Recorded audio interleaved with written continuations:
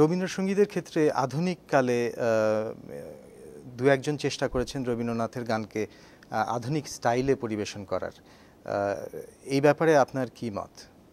আমি মনে করি যে রবীন্দ্রনাথ এমন একটা বিশাল এবং ব্যাপক বিষয় যে রবীন্দ্রনাথকে নিয়ে নানান রকমের পরীক্ষা নিরীক্ষা গবেষণা হতেই থাকবে, তাতে কিছু যায় আসে না। কিন্তু রবীন্দ্রনাথের গান বা রবীন্দ্রনাথের সাহিত্য এমন একটা তার এমন একটা শিকড় আমাদের সংস্কৃতিতে, আমাদের চিন্তায়, যে সেই বিশাল মহিরুহকে টলায়মান করার মতন ক্ষমতা এইসব মানে যেসব নানান ধরনের ভালো মানে নেতিবাচক যেসব কর্মকাণ্ড হচ্ছে সেটা কিছু যাবে আসবে না।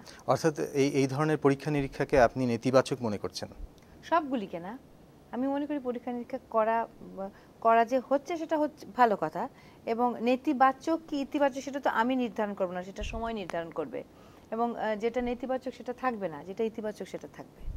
সাক্ষাৎকারের শেষ প্রান্তে এসে আপনার একটি প্রিয় গানের অংশবিশেষ শুনতে চাই।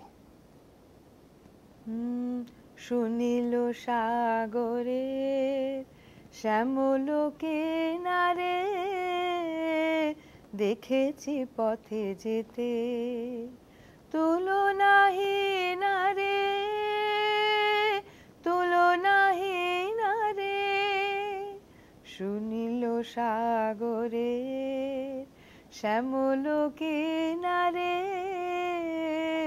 দেখেছি পথে যেতে তুলনাহীন রে,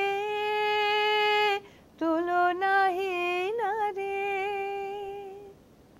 রেজওয়ানা চৌধুরী বন্যা, আপনি আমাদের স্টুডিওতে এসেছেন, আমাদের সময় দিয়েছেন, আপনাকে অনেক ধন্যবাদ।